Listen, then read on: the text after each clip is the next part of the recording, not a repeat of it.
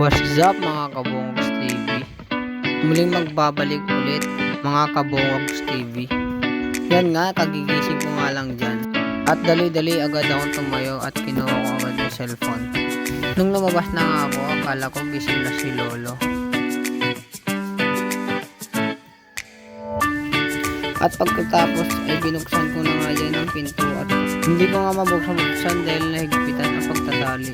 At di nga ako gano'ng makaboys over dito dahil sobrang kulit ng aking kapatid at ang ingay pa. Nung natanggal ko na nga ang tali ng pintuan, ay agad-agad ko itong binuksan at tinanggal ng nakaharang sa pintuan. Pagkalabas ko nga ng bahay, ay napakadilim pa nga. At lumapit ako sa paglulutuan, pero pagtingin ko ay madilim. At ngayon naman ay aking binuksan ang ilaw sa labas.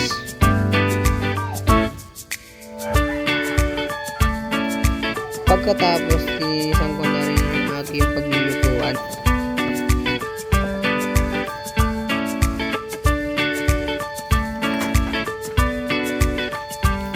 Kumuha nga ako ng panggagatong dyan at para masindihan ng apoy.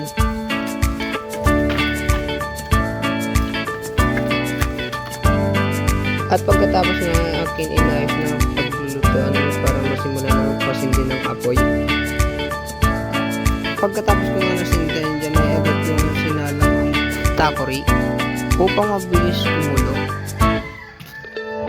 At agad kong kinuha ang baso para magkape.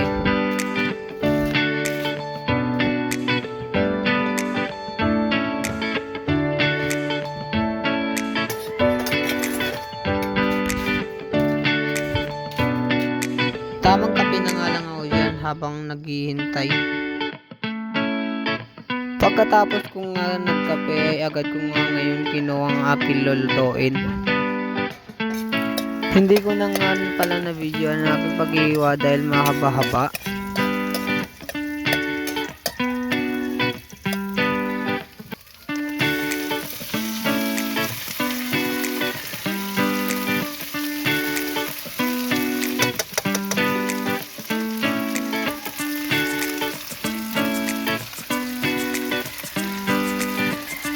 At naluto na nga ang aking makakain.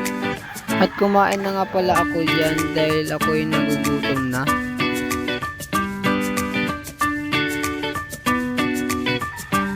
At matatapos na pala akong kumain dyan. At agad ako'y pumasok sa loob.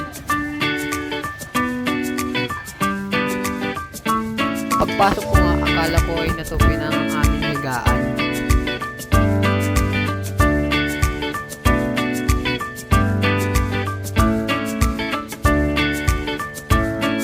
At ako'y maliligo na pala.